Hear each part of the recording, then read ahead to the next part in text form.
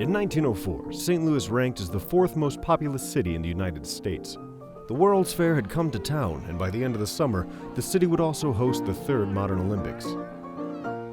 While the Games were originally slated to be held in Chicago, through a careful mix of ego, strong-arming, and the threat of competing interest, the switch was made, and St. Louis was awarded the Games. While athletic events were held every day during the entire reign of the World's Fair, all of which were labeled Olympic by their organizer James Sullivan, the true competitions of the Third Olympiad took place from August 29th to September 3rd. 651 athletes from 12 countries participated in 94 events in total. And while the Games have often been scorned by history, the dedicated personalities and important precedents set at these Olympics is without question.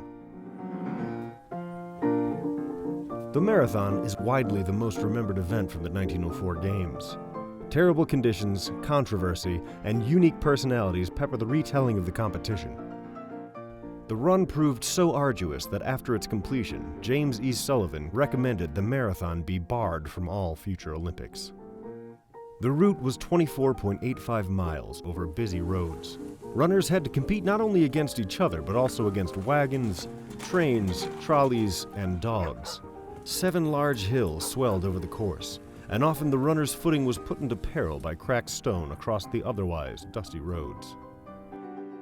Sullivan, having been the assistant director of the American Olympic team in the Paris Games of 1900 and the Secretary General of the Amateur Athletic Union, saw the Olympics as an opportunity to examine athletic endurance and test training types and ways to stimulate performance under differing conditions. This usually proved to be a minor sideshow to the actual competitions, but such was not the case during the marathon run. In an attempt to scrutinize purposeful dehydration, Sullivan allowed only one official water stop at mile marker 12 along the route. Apart from the heat, the hills, the dehydration, and the less than empty roads, the biggest threat to the marathon runners was the dust. It was Tuesday, August 30th, and 90 degrees. A little after 3 o'clock in the afternoon, David Francis, president of the Louisiana Purchase Exposition Company, as well as former mayor of St. Louis and former governor of Missouri, fired the starting pistol, and 31 runners began their trek. After 5 laps around the freshly constructed stadium, the runners headed out onto the main course.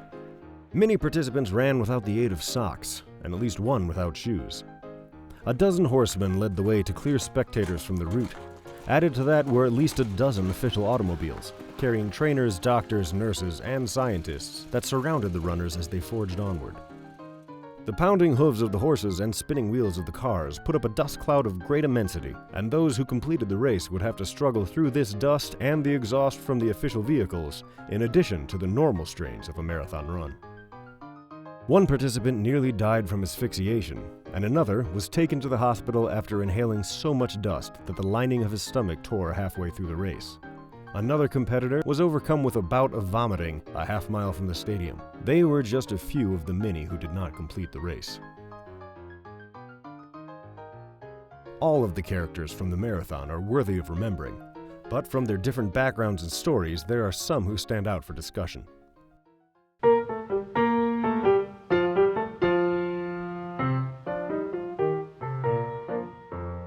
Two black South Africans, Len Tau and Jan Mashiane, went head-to-head with the white counterparts from their country. In turn-of-the-century South Africa, later a country to be known for the official racial segregation policies of apartheid, these two men entered themselves in the marathon, and much to the chagrin of other white South Africans, finished ahead of all their countrymen.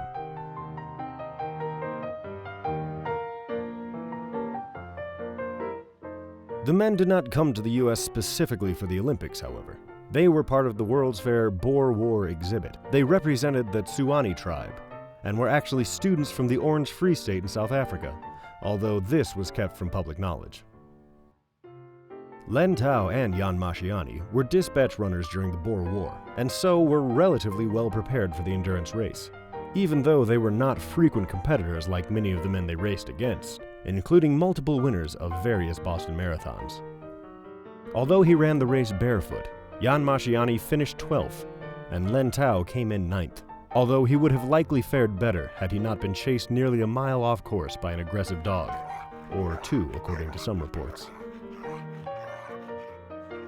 Though not as professional in the sport as most of the other competitors, Masciani and Tao were among the few who met all of the challenges of what went down as the most difficult marathon in Olympic history, and managed to finish the race and set a precedent of black athletes in modern Olympic Games, in a time when segregation of sport was commonplace.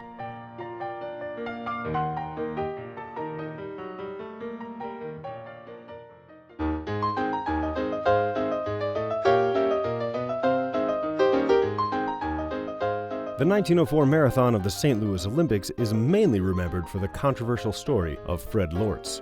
Lortz had a long-standing reputation as a prankster, but was usually very serious about his running.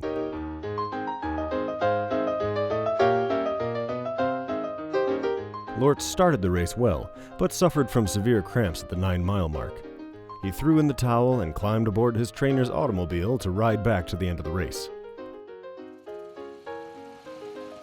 As the story goes, the car had troubles and broke down on the side of the road nearly 6 miles from the stadium. Having had ample time to rest, Lortz decided to run the rest of the way back to pick up his belongings, knowing that his race was over. He passed several of his competitors, disheartening them along the way, and made it to the stadium. Upon emerging onto the track, the crowd cheered him as the winner, and according to Lortz, he simply could not resist the joke of letting them do so. Finally, the point came where Lortz decided to end the farce, as Alice Roosevelt, daughter of President Teddy Roosevelt, attempted to present him with the winner's floral wreath. Lortz was obviously disqualified from the competition, and had been so by an official who had spotted him after his re-entry along the course earlier. Lortz was officially banned from competition for life, despite his protests and claims of joviality. Luckily for Lortz, this ban was rescinded a few months later, and he went on to win the Boston Marathon of 1905.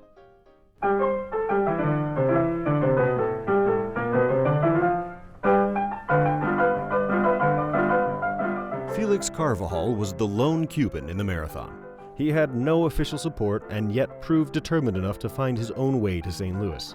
A postman of very small stature, measuring only 5 feet tall, Carvajal raised the funds for his passage by putting on running demonstrations in his home country, once even running the entire length of the island of Cuba.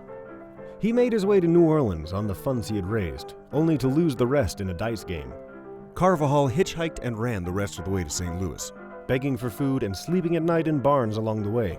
He reached the city the day before the race.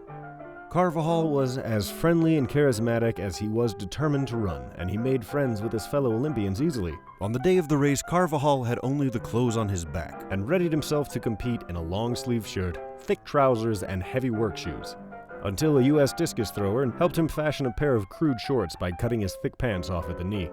Carvajal was a very strong competitor, but had no support along the racecourse.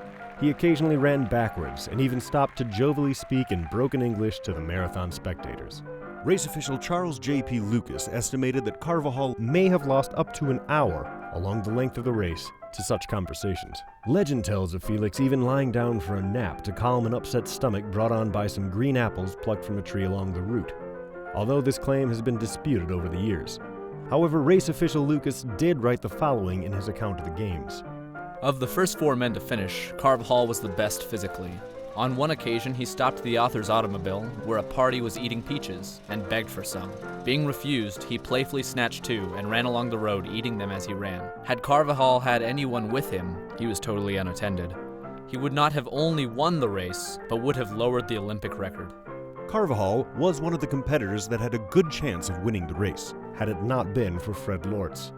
Carvajal supposedly slowed down and let others pass him upon hearing the cheers for Lortz, who had already forfeited, re-entered, and been disqualified from the race.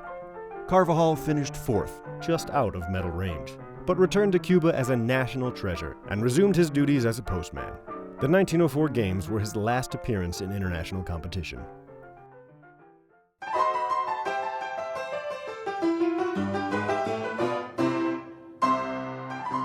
One of the most difficult ordeals suffered at the hands of this competition was fought by the proclaimed winner of the marathon, Thomas Hicks. Hicks was an Englishman by birth, but he ran here for the USA. He had previously competed in the Boston Marathon 4 times, the last of which he earned the second-place spot, and came to the 1904 Games by way of the Cambridge, Massachusetts YMCA. Hicks was a very strong runner with a history of success, but this could not prepare him for the St. Louis Marathon of 1904.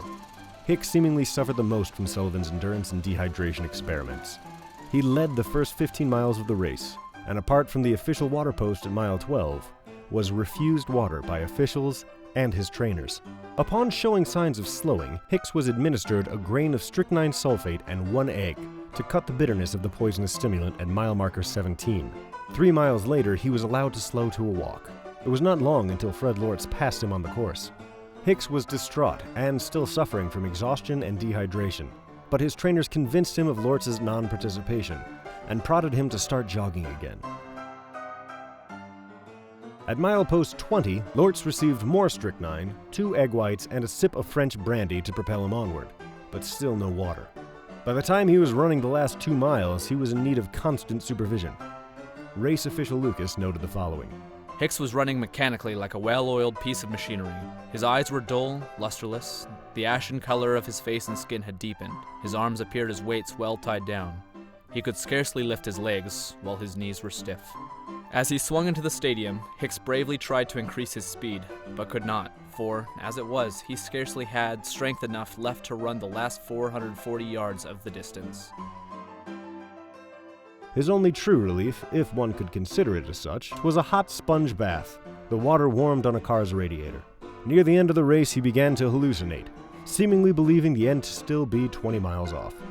He began to mutter and rant about his hunger, and basically had to be held up by his trainer and Lucas as he made his way across the finish line. He had officially won the marathon in 3 hours, 28 minutes, and 53 seconds, and wandered disoriented around the stadium. He was attended to by 4 doctors, and it was reportedly a full hour before he was well enough to leave the grounds. Too weak to receive his trophy, he was off to bed, having lost a full 8 pounds over the course of the race. After the effect of the substance on Hicks's run, Sullivan noted that strychnine was not a suitable performance stimulant, and Hicks never competed in another professional race. Of the 1904 Olympic Marathon, official Charles J.P. Lucas wrote, In considering the conditions, one must bear in mind that the course through St. Louis County was the most difficult a human being was ever asked to run over. Of the 32 men that lined up before the starting pistol, only 14 actually finished the arduous race. All 3 medals officially went to Americans, although Hicks was of English birth, and Corey, the 3rd-place finisher, was actually French, but was mistakenly listed as an American in the records. James E. Sullivan, the main force behind this Olympic Games and their scientific focus on endurance and performance, was greatly dismayed by the marathon. Upon considering the horrid struggle experienced by the runners, he noted, When the Games are held in Rome in 1908, I do not think that the marathon run will be included in the program. I personally am opposed to it, and it is indefensible on any grounds but historic. While the marathon of 1904 was most certainly not without issue, near tragedy, or controversy, the race did set many historical precedents that should not be overlooked.